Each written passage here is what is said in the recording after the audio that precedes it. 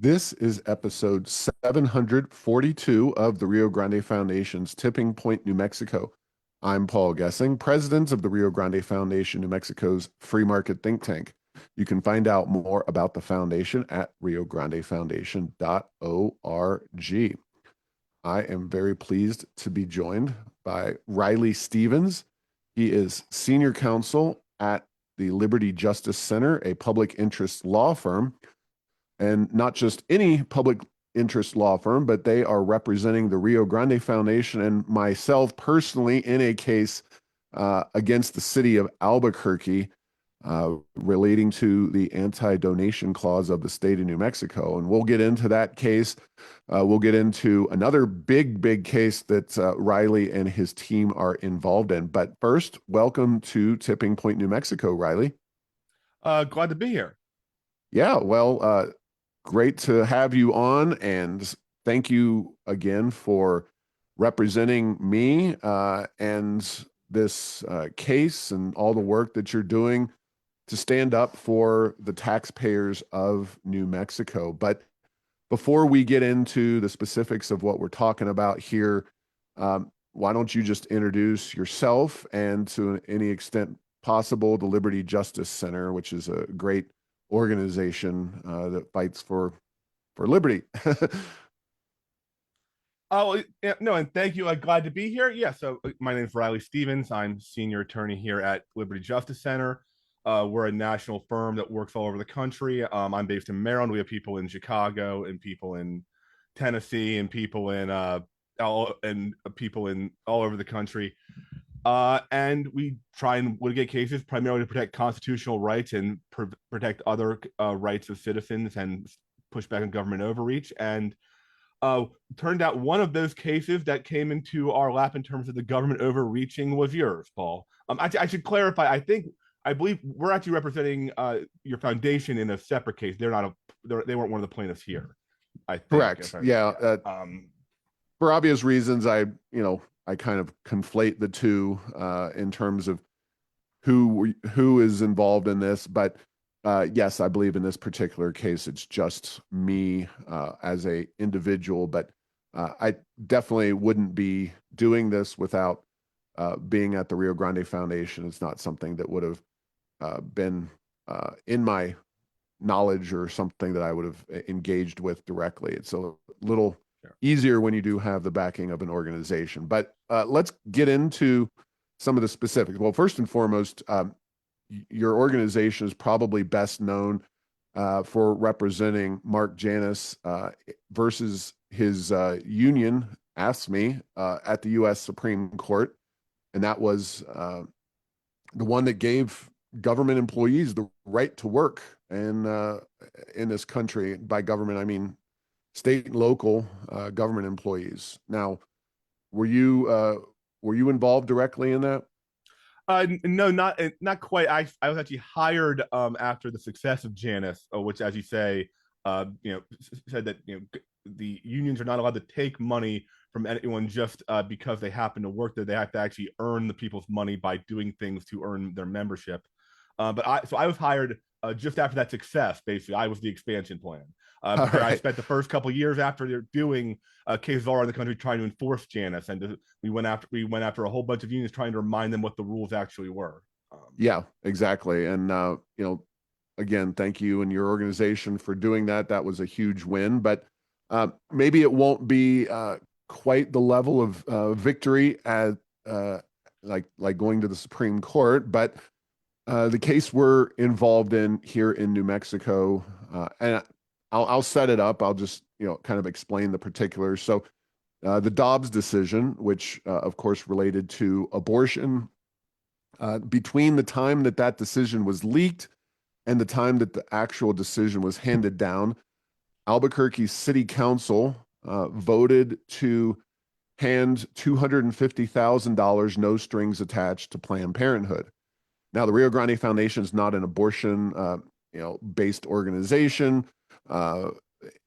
That's not our bailiwick, so to speak. But the state has what's called an anti-donation clause that goes back to the origins of the state of New Mexico and the railroads, and essentially plans that were underfoot in many states across the American West at the time to hand large benefits to the unions or to the railroads in order to get them to come through certain areas. And of course, great economic development ensued, but it was a way to limit the ability of public officials to hand taxpayer dollars over to private interests. Unfortunately, over time, the anti-donation clause has lost a lot of its bite, but this is really this case that we're talking about where you're literally taking money out of the treasury and handing it to a private organization that apparently a majority of Albuquerque City Council likes and kind of sides with Planned Parenthood, at least enough that they gave them $250,000. This seems like a very clear violation of the state law. So I'll let you take it from there. I reached out to Liberty Justice Center and said, hey, this is a case I think is worth pursuing. So we were in court recently, about, 2 weeks ago at this point. And tell us, clarify anything that I may have missed or kind of left out of that description, and then feel free to take it away in terms of the court case as you guys see it. Sure. So, as you say, this is a case about the anti-donation clause. Like your organization, my organization doesn't generally do abortion stuff as a political issue in either direction. It's just not part of our brief, not part of our portfolio.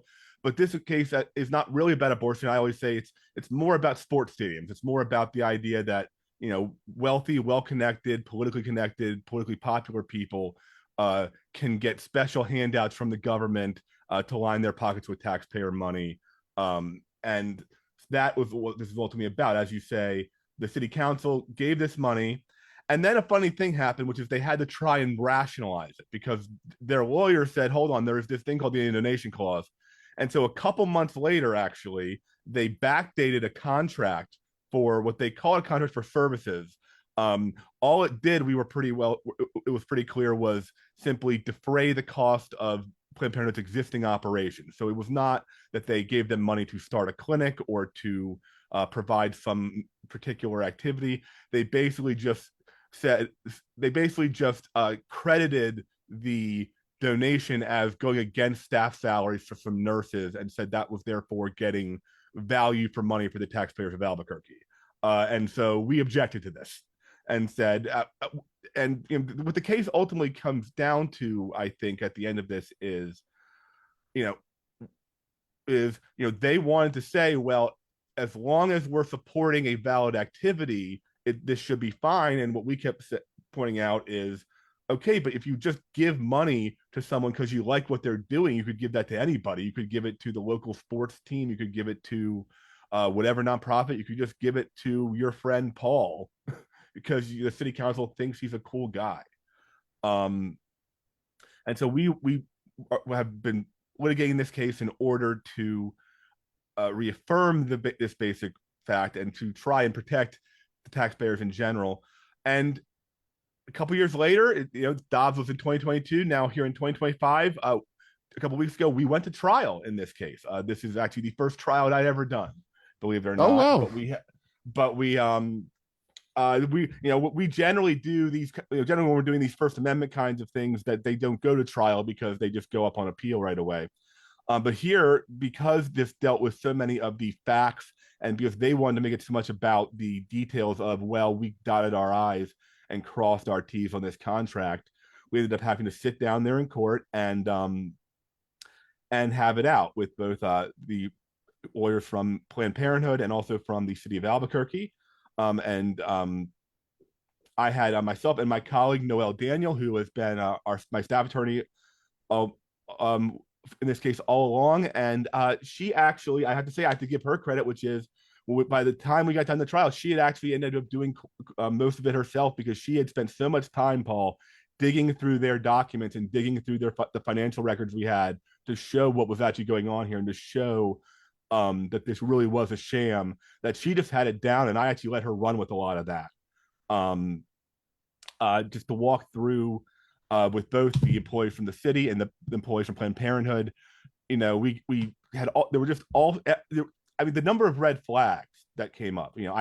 For instance, we figured out that in their original proposal to the city, Planned Parenthood's original proposal would have covered lobbying and political activism as funded by this taxpayer money. Wow. I don't know how many government grants you've ever looked at, Paul. I've looked at a few in my life. I have never seen a government grant that would actually cover lobbying.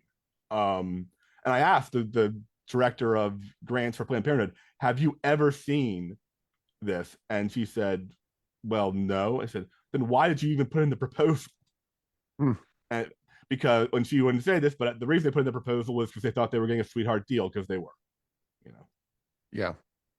Yeah. That obviously, for our perspective, taxpayer funded lobbying is a very important, very problematic aspect of a lot of the efforts that we undertake to try to stop government overspending or stop government abuse of the taxpayers. And the idea that you're able to, and I realize that it's a little bit nuanced legally, but the principle is in many ways the same. But that is a interesting component of the case. I was unable to physically be in the room because I was in New Orleans, Louisiana for the State Policy Network conference. That is kind of an annual, very important meeting of all the state think tanks. So unfortunately, I wasn't able to kind of be there to witness all of the arguments pro and against. But I think you guys seem like you did a very good job. So where does it stand at this point in time as you see it? Do I know it's easy to ask a lawyer on one side and say, hey, well, yeah, what's your take? But so the answer is the trial. We finished the trial, and we feel very good about the case that we made. But the judge has not ruled yet. So the judge, we actually have to submit some follow up material to the judge, giving our perspective on what her ruling should be after the trial, and then she'll be making that decision here in the next couple months, hopefully. And this is a state judge, a New Mexico judge, correct, not a federal judge. Correct. This is New Mexico State Court. She's and but I, and it was a really well run trial. Actually, she was taking no crap from me, let me tell you, but she wasn't taking any crap from anyone else either. And we thought that everything went well. Just to give you some other color on I think probably the thing that we got when we finally got the discovery in the documents, Paul, was we got their reports back to the city, where Planned Parenthood thanked the city for the money, and they explained that what they had actually used the money for. And this is what they wrote in their report to the city. They used the money to make up for the fact that they had so many more people coming in from Texas and other surrounding states after those states started banning or restricting abortion, that's where the additional resources that Planned Parenthood got from the taxpayers of Albuquerque went to pay for people from Texas to come in and get abortions. This is, by the way, Paul, keep in mind that the contract that they actually signed wasn't supposed to cover abortion at all. It was only supposed to cover STI tests and birth control and breast exams and that sort of thing. But what they actually, by their own reporting to the city, they said, thank you for helping us defray the cost of all the people coming in from out of state. And the percentage of patients actually from Albuquerque and New Mexico went down after they got the money.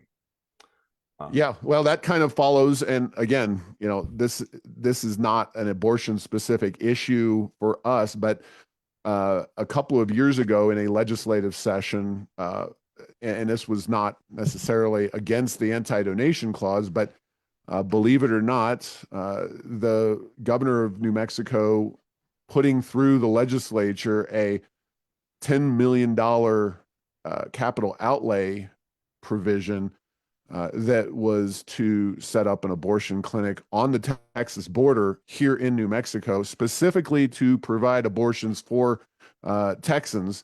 That was done through that process. And then in the latest legislative session, there was a separate appropriation to put, I believe, another $10 million or thereabouts money up for a separate clinic on the Colorado border of all places, which of course, Colorado is a fairly blue state like New Mexico, and I'm not even sure why serving out-of-state Coloradans or whoever else might be coming in would be a priority. But it seems like, and again, that doesn't explicitly violate the anti-donation clause. It certainly violates good government in my estimation, but this is just a politician and a group of politicians that support a given outcome and seem to be unwilling to be deterred from using our tax dollars to support it.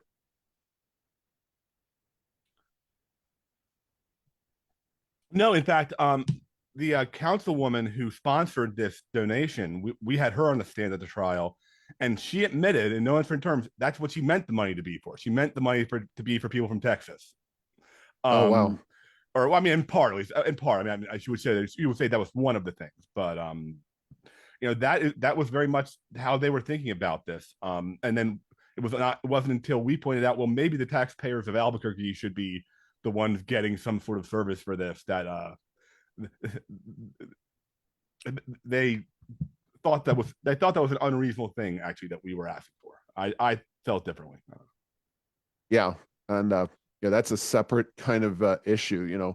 One would hope that when it comes to our political classes, that they would use our tax dollars to benefit New Mexicans, especially in a state that's one of the poorest in the entire country. But apparently, that's not the way this administration works, and not something that they adhere to themselves. So, where are we going with this next? Any idea, how long this kind of deliberation or this process will take? Do you expect, if we win this round, that it'll be appealed, et cetera? Kind of the wheels of justice turn slow, and I know you know that more than most people, but kind of walk us through the legal process here. Yes. No. A non-trivial part of my job is having to explain to my clients that sometimes these things take way longer than they should. But the answer is, I said, we're actually supposed to submit our findings of fact to the judge here first week of October, and then she will issue a decision sometime after that. I would expect probably, in a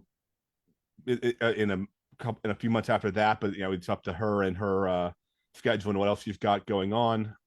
Generally these local judges can be pretty busy with actual business that affects people's lives and these sorts of things. So we'll have to see. But once she issues her decision, well, it depends on what happens, right? If she rules against us, you and I will have to have a conversation about whether or not to appeal that and what that might look like.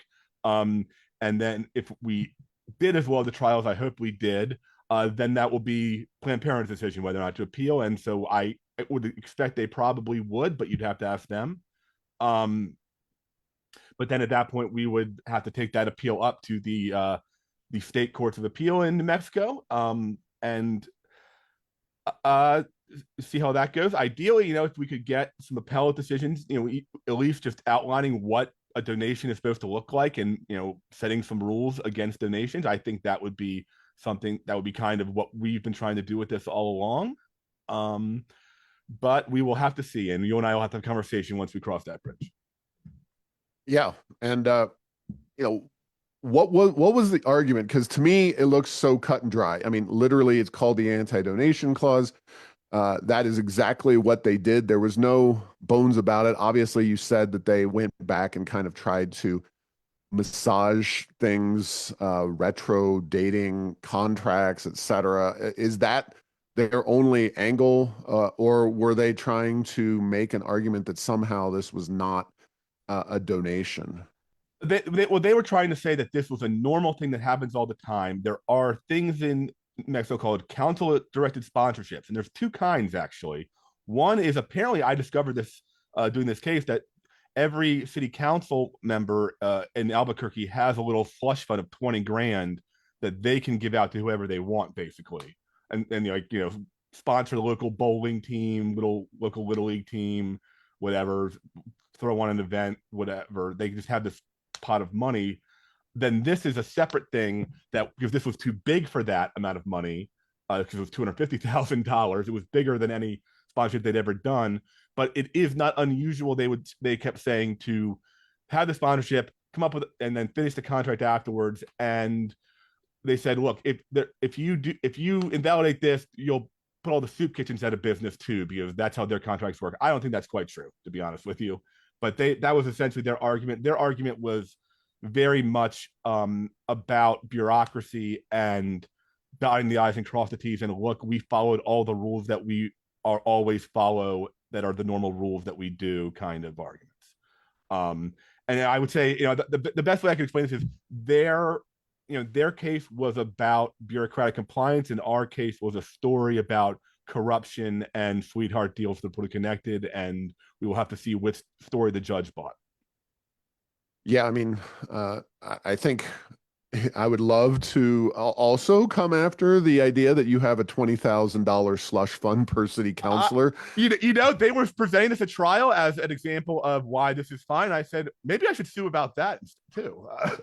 Yeah, I mean, you know, at least in that area, you know, you may have counselors individually making their own decisions based on politics. I'm sure being of the counselor's kind of political ilk, or the program being of the political ilk, is a helpful way to gain access to that $20,000.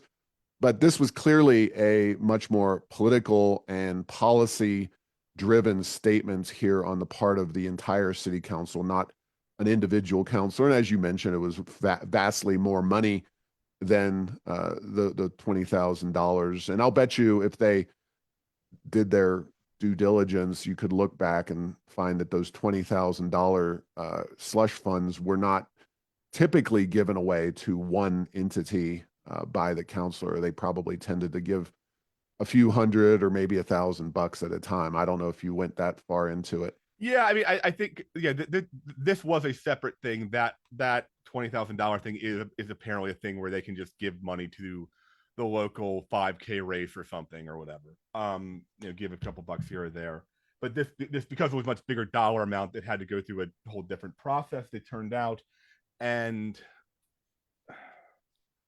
but at the end of that process, I mean, here's the thing: I could have written a contract that would have not been a donation for them, but Sure. it would have actually required them to like report out what they were doing. And there was no reporting. This was another big part of the case, was just, you know, they said, well, you're going to report out the people you serve, but there was no minimum number. If they had a couple of people there, it would have been enough. And the education thing was they had to provide education, but you know, they could have just set up pamphlets and handed out pamphlets, and that would have been education. They seem to have used their existing sex ed program they teach in schools and get paid by the schools for as their 8,000 people they educated, based on what we got at trial from them. Yeah, I mean, like you mentioned, the homeless facilities, soup kitchens, etc. There are contracts offered for those particular entities, and again, something that you know, I think is a worthwhile debate that we should be having. But obviously, those contracts are written in a way to at least ensure that some theoretically publicly beneficial act is undertaken by the nonprofit or the entity receiving the grant. There was no such requirements with regard to Planned Parenthood in this particular case, unless I'm completely missing something. I mean, they had some perfunctory things that they had to provide some healthcare and disaggregate data, which basically just meant sending their data they already collected on their demographics of their patients to the city. And they had to provide education, which I take it what they said they did there was their sex ed program they already did was their education they were providing. Yeah. And of course, you know, giving out abortions to folks from Texas and other states, it's just again, regardless of whether the topic is abortion or candy or other taxpayer dollars and funded programs, the idea that you would explicitly create a New Mexico government program for the benefit of people in other states is absolutely concerning and problematic to me. But anyway, well, anything last to say about our particular case and anything Uh, relating to it? I mean, just thank you, Paul, for doing this. We should also say that for technical reasons, they weren't a part of this trial, but there was another plaintiff, CareNet, which is a pregnancy center that provides things other than abortion in the Albuquerque area, and they were kind enough to also be a plaintiff in this case as well. We should give them some credit as well. And other than that, we are going to wait and see on the judge's decision, and I hope that I did a good enough job for you, Paul. All right. Well, I appreciate your efforts and undertaking this particular case on our behalf. So thank you again, and we'll wait to see how it all shakes out. Now, in a case that is perhaps a little more high profile, I guess, you are involved in efforts to prevent at least certain tariffs that the Trump administration has been levying against Americans and American businesses. Uh, I believe the Rio Grande Foundation has signed on to one or more amicus briefs relating to these cases. And again, I appreciate your efforts on this one, but talk about your efforts to prevent what I think is pretty self-evidently unconstitutional taxation by the President of the United States. Sure. So I'm sure, I have no doubt your viewers recall that back in April, the president announced on what he dubbed Liberation Day. There's been a bunch of different tariffs, which makes this confusing. Some of these steel and aluminum things were different. Some of these other automotive Canada stuff is different. Our case is specifically about what he calls what are known as the reciprocal tariffs, or we've been calling them the Liberation Day tariffs. The tariffs that were 10% on basically every country, including the Penguins, and then a whole bunch of other rates on top of that. And the rates keep changing, right? He had 145% on China at one point. People who have been watching the news knew all this. Our case is on behalf of 5 American small businesses that we have the lead plaintiff, VOS Selections, is a wine importer. It turns out you can't make Bordeaux in America Mm. for very specific reasons. We also have a company called Micro Kits that makes musical instrument kits for kids. You can make a piano out of bananas or something. There's a theremin little thing, and kids can learn how to put the electronics together. But he has to get those, even if he assembles it himself, but he has to get the capacitors and the resistors and the circuit boards imported. We have a company that makes pipe. We have another company that makes fishing supplies. And we have another company in the cycling business. All of these businesses need things, even if they manufacture things in many cases here, they have to get the inputs from abroad. And so these very high tariffs and very uncertain tariffs that are changing constantly are totally driving just a knife through their business. And so we've brought this case challenging those tariffs because the statute that the president is using for these tariffs doesn't even have the word tariff in it, in the same way that Biden tried to find the elephant of student loan forgiveness and eviction moratoriums in these random statutes that didn't say anything about that. Now, the current president is doing basically the same thing with tariffs and saying that a general power to regulate importation means he can randomly set whatever tariff he wants on whatever country day to day. Tariffs are a power of Congress in the Constitution. It explicitly belongs to Congress, and to the extent the president has any authority here at all, it's only if they have granted him the discretion. And we simply say they had not here. So we won in the Court of International Trade. We won, and then we just had our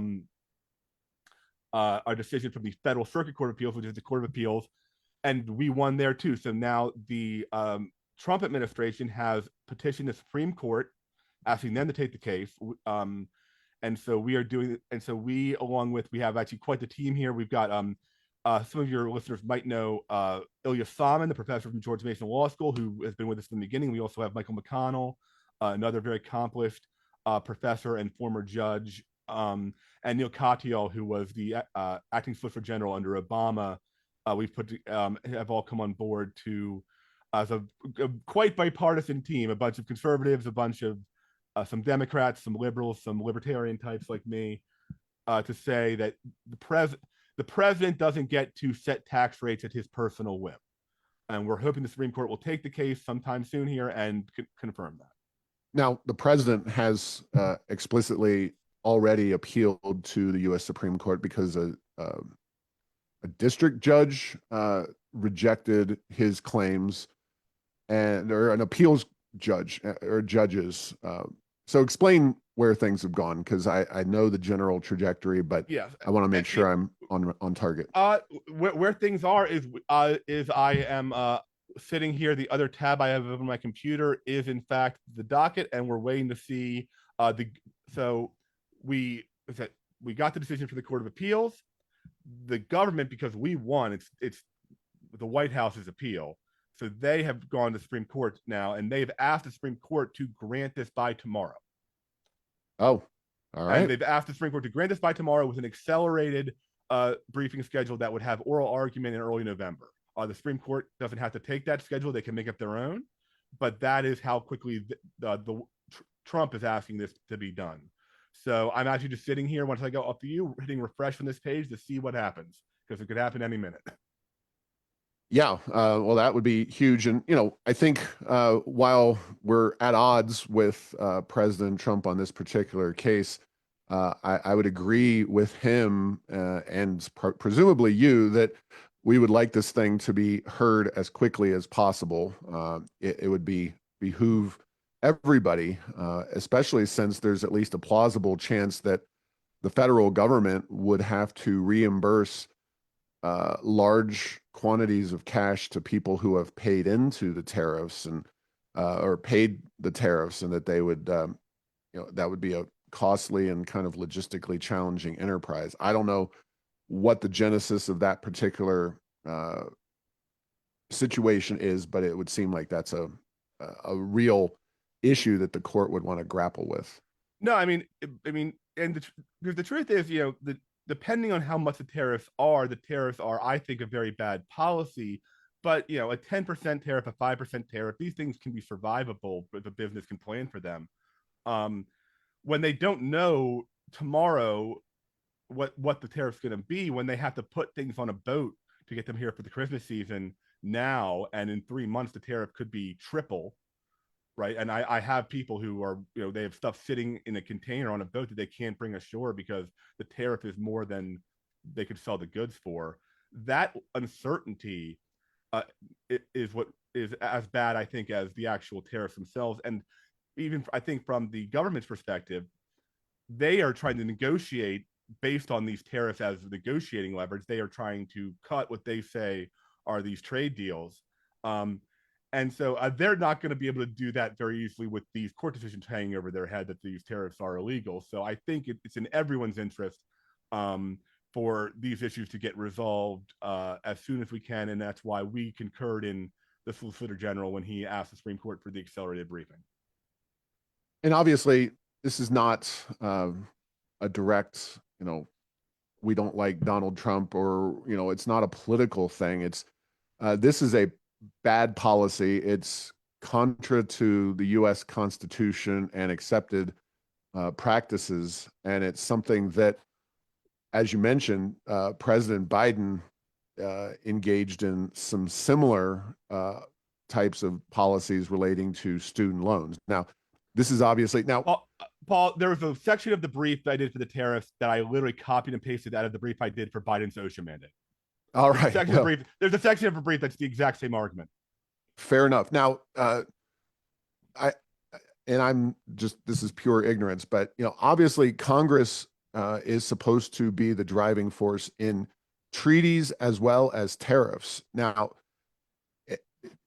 or tariffs or taxes, I should say. But, where does this argument come down to both? Because it seems like we're abrogating treaties in addition to having the president make tax policy all by himself. Am I completely out of line? I haven't read your brief, so I apologize for that. But it No, I seems mean, like it's doubly violative. well, yes, I think that's a very good point. Our brief has been based on mainly the statute, which doesn't cover this now. But once you get past the statute, then you do get into the scope of what Congress can delegate. This is a bit three legal nerds in the audience will know what the non-delegation doctrine is. The idea that actually the Constitution says taxes are a power of Congress, and also tariffs, specifically tariffs and duties on imports, are a power of Congress, as well as the treaties. So I think there's two issues here. The first is the abrogation of the treaties. The other is just, where does this authority come from? So actually, what our legal case is about is there are statutes where Congress has said the president can issue tariffs under these circumstances to deal with this specific kind of issue. That is actually what he has invoked in some other instances, for instance, the steel and aluminum situation. But it has to come as a delegation from Congress, and there is no tariff power from Congress that he's actually relying on here. He's trying to invent one out of a statute that was never about that. And so that has been what our case has proceeded on. I think there is just a separate issue of, if he's just ripping up, these trade agreements that have been not only negotiated over years, but ratified by Congress. I mean, I would think Congress would care about that. Congress, it's been a long time since Congress was jealous of its own power, but maybe one day they'll come around. All right. Well, so we'll see whether the Supreme Court accepts that case. I guess as early, hopefully today, and we'll go from there, I suppose. So, any last thoughts on either of the cases, or things that you can recommend people do to find out more information about some of the work that you're doing, or get in touch? Yeah, so I mean, my firm is known as the Liberty Justice Center. It's libertyjusticecenter.org. We are a nonprofit. We do run on the kindness and generosity of strangers. So if anyone in your audience likes either of the two cases I've talked about and wants to see more of that sort of thing, we do have a button there to donate and support the cause and keep the lights on around here. And you can see we have a whole bunch of other cases we didn't even have time to get to today. So I'm quite proud of our portfolio, and I'm hoping that the two cases that we just discussed can both go down the win column at the end of the day. All right. Well, appreciate your time today, and thank you again for all of your work on our behalf, on behalf of New Mexico taxpayers, as well as businesses across the entire United States, and constitutional separation of powers on the federal level. So great to have you on and have you explain your work on both of these. So thanks again. And thank you, dear listener, for listening to this week's episode. Find all episodes at tippingpointsnm.com or at the Rio Grande Foundation's YouTube channel. Subscribe to the show at Apple, Stitcher, or tell Google Home to play Tipping Point New Mexico. Thanks to Path 3 Marketing for producing this show.